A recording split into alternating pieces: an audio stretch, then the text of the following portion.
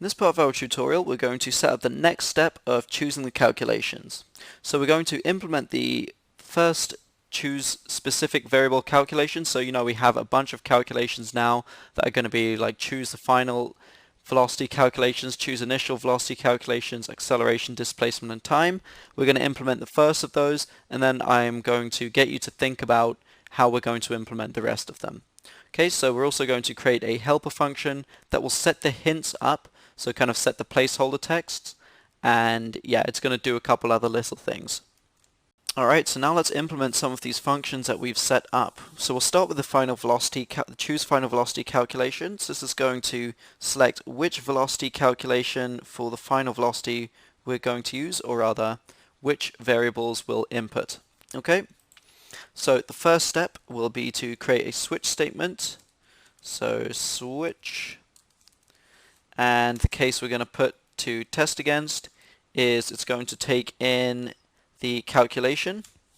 So this will have been a calculation that we've chosen from the calculation spinner.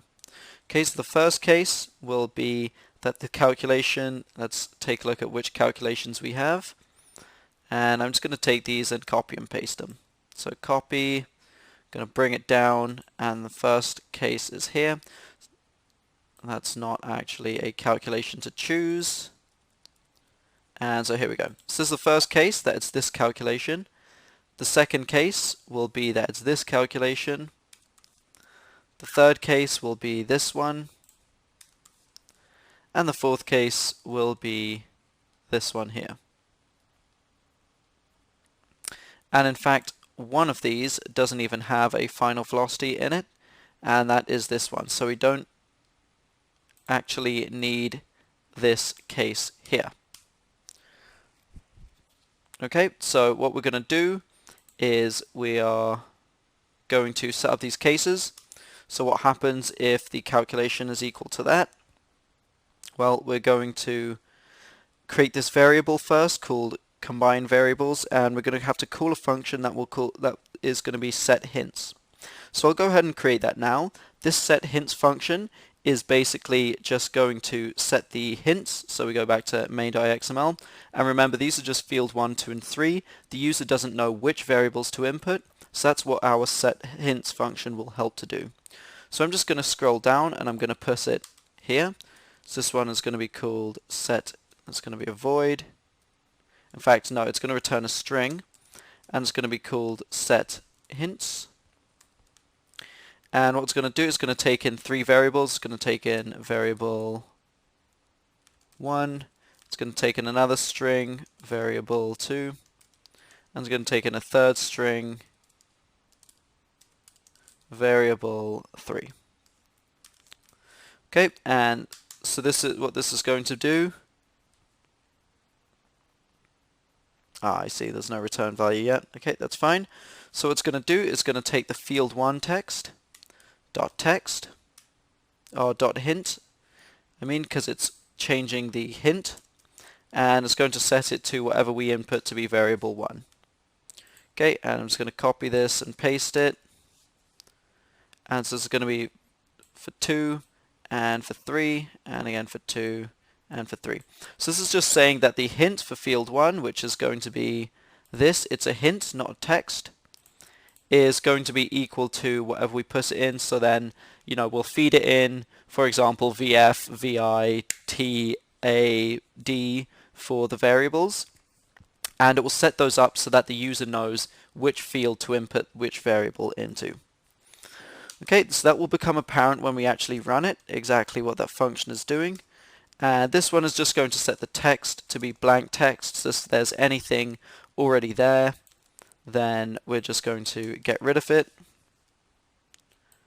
And this is, no, we don't want to build it, not sure why that's running there, but we're going to set this to 2 and to 3. And the last thing we're going to do is we're going to return this variable that's going to be variable 1 plus variable 2 plus variable 2 plus variable 3, and we're going to separate these with commas. So this is going to be plus and then a comma there.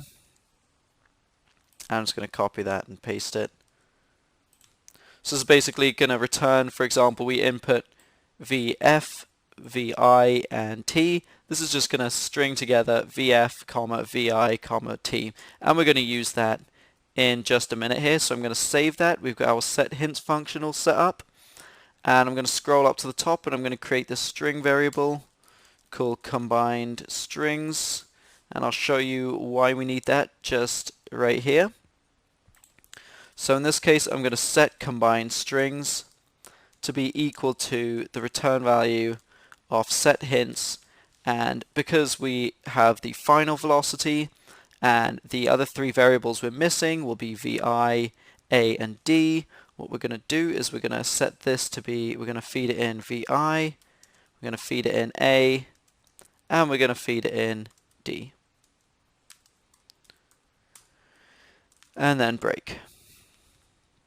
So this statement is basically saying we've chosen a calculation. So this is a calculation we chose, and it's going to call these setHints. It's going to set these hints so that the user knows which one to input, and then it's going to return a string, which is going to be all of those. So we're going to use that string in a little bit, and I'll show you where we're going to use that a little bit later.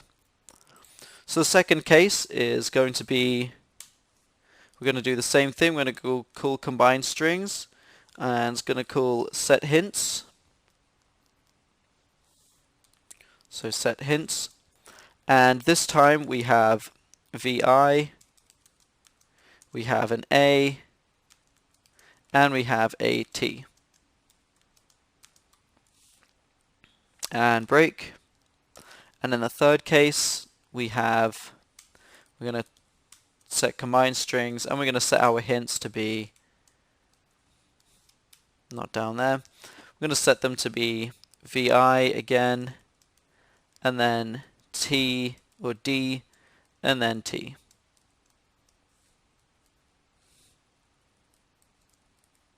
Okay, and then the last thing we'll do in this function is we are going to have to call the calculate final velocity function, and we're going to have to pass it combined strings. So just to recap what's going on, we didn't put the break there. So just to recap what's going on with these is we're basically testing against the calculation that we've chosen. We're giving it this case. I just saved it. We're giving it this case. We're saying if it's equal to this calculation, then these are the hints we're going to set. So these are the missing these are the variables that we should know that you're going to input, and we're going to return a combined strings. If it's this, then these are the variables you should know. Otherwise, these are the variables you should know. And then we're going to call calculate final velocity on those strings, or basically on that string that we passed in. Okay, so we're just going to do this for the rest of the functions. I'm just going to stop here for now because I want you to take a moment to process what this function is doing, and then I want you to think about exactly how this is going to be different for these other four. So it's going to be very similar, it's just that the setHints are going to be a little different. So now we set up the next step of the choosing the calculations. So we implemented the choose final velocity calculations function as well as a helper function. So by now you should have a pretty good idea of how we're going to set up the other choose variable calculations, such as choose initial velocity, choose acceleration, etc. Should have a good idea of how we're going to set those up. And then each of those is going to in turn call the actual calculate functions.